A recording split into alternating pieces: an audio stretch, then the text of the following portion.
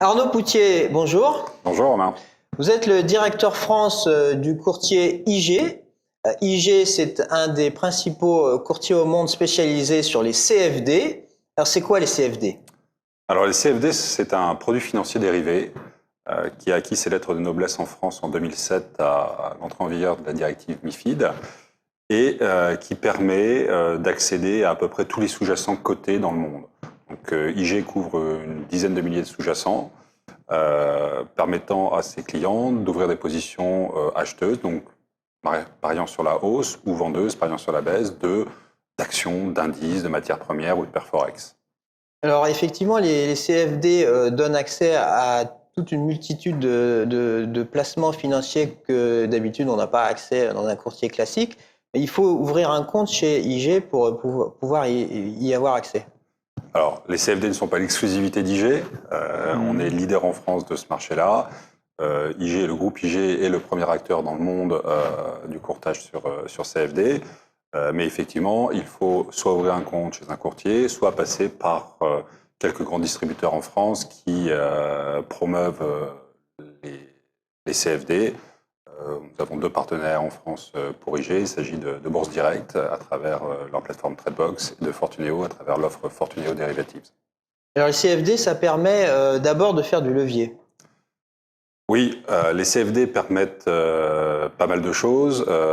Intrinsèquement inclus dans la constitution du CFD, il existe ce qu'on appelle un effet de levier, ce qui permet d'ouvrir une position ou de s'exposer au marché de façon plus importante que le montant du capital réellement immobilisé. Donc schématiquement, vous avez 1 000 € sur votre compte, vous pouvez prendre une position, ouvrir une position de 10 000 €. Là, on dira que c'est un effet de levier de 10, le rapport entre 10 000. Et alors, les frais de transaction sont comparables à des frais de bourse? Alors en général, les frais de transaction sont sensiblement inférieurs aux frais pratiqués par les courtiers traditionnels. Il y a deux grands mondes dans les CFD. Il y a le monde des actions d'une part, dans lequel on réplique très exactement la valeur d'une action cotée sur une place boursière traditionnelle. Dans ce cas-là, nous facturons des frais de courtage, mais qui sont extrêmement réduits. Et l'autre monde, ce qu'on appelle le monde du spread, dans lequel le courtier se rémunère sur l'écart de prix qu'il propose sur le produit à l'achat ou à la vente. Alors, le 22 novembre prochain, vous organisez la grande journée du trading. Alors, qu'est-ce que c'est? La grande journée du trading, c'est une grande journée qui vise à aider nos clients, nos prospects, à mieux comprendre les marchés, à mieux comprendre le fonctionnement des marchés, à mieux comprendre le fonctionnement du trading. Donc nous visons un public de 500 à 600 personnes réunies à l'espace Cap 15, de 8h30 à 18h30 le soir, et à qui on va proposer toute une série de tables rondes, de conférences, basées énormément sur la pédagogie. On va parler beaucoup de money management. On s'aperçoit qu'une des erreurs majeures de nos clients, c'est le money management. Ils ont souvent une très bonne anticipation des marchés, mais n'arrivent pas à retranscrire cette bonne anticipation des marchés sur des trades gagnants sur le long terme. Donc on va essayer de travailler énormément là-dessus. On va parler de psychologie, on va parler d'analyse technique. Nos clients sont férus d'analyse technique, donc on va les confronter à ça. On va parler des marchés en général, évidemment. C'est toujours important de savoir quelle va être la direction des différents marchés favoris de nos clients. On va organiser un duel de trading, d'une part entre deux traders pro ou semi-pro, et l'assistance qui pourra se confronter à des traders dont c'est le métier, et à la fin de la journée, tenter de remporter quelques lots sympathiques, iPad, etc., etc. Alors, c'est à Paris, hein, c'est accessible à tous et il suffit pour s'inscrire d'aller sur votre site. Exactement, il suffit d'aller sur le site ig.com, de s'inscrire à la grande journée du trading, c'est gratuit. On invite les participants à déjeuner à midi, on a des pauses le matin, l'après-midi. Donc tout cela se veut dans une ambiance décontractée, mais sérieuse, dans le sens où on a véritablement envie de mettre l'accent sur la qualité des interventions et la qualité du contenu qu'on va pouvoir donner à nos clients et à nos prospects. Alors, Arnaud Poutier, donc vous dirigez la France, le bureau de d'IG en France, mais vous êtes aussi un expert écouté des marchés. Alors, le CAC 40 a beaucoup monté ces derniers mois. Est-ce que vous pensez qu'on peut encore monter? Vous savez que le CAC 40, c'est le reflet finalement des anticipations économiques, des actions qu'il compose. Je pense que les grandes entreprises françaises s'en sortent pas trop mal en ce moment dans la crise. C'est plutôt le monde des PME qui connaît d'énormes difficultés. Les grandes entreprises françaises ont l'avantage d'être assez mondialisées, donc d'ouvrir un panel de marché potentiel beaucoup plus large que le marché domestique. Donc en ce sens, je dirais qu'il y a probablement un potentiel d'appréciation.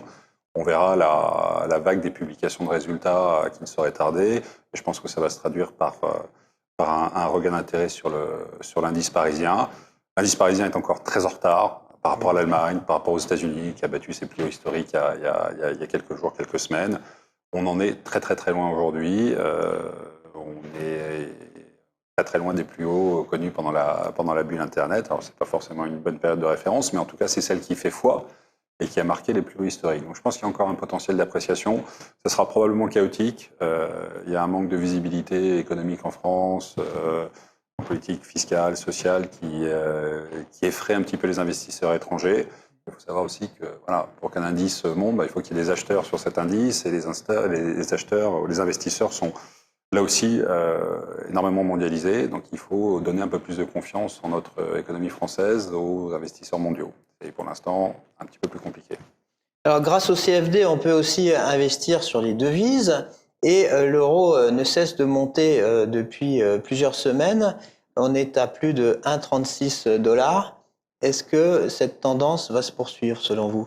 Oui, on est à plus d'1,36, presque 1,37 d'ailleurs. On est à 1,37, 36, 70 ce matin. C'est malheureusement, je pense, alors malheureusement pour les entreprises françaises exportatrices ou exportatrices, mais je pense que c'est une tendance de fond. On l'a vu avec la crise récente aux États-Unis. Un compromis a été trouvé sur le financement de l'État américain. Mais on a eu aussi un commentaire fracassant de M. Bernanke, qui est presque plus aux affaires, hein, mais qui a quand même affirmé que finalement les États-Unis pouvaient encore et toujours faire fonctionner la planche à billets.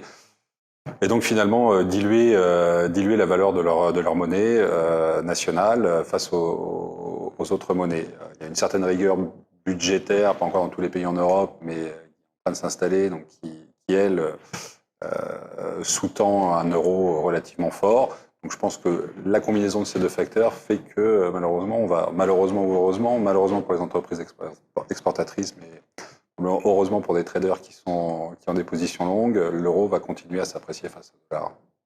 Arnaud Poutier, merci. Merci Robin.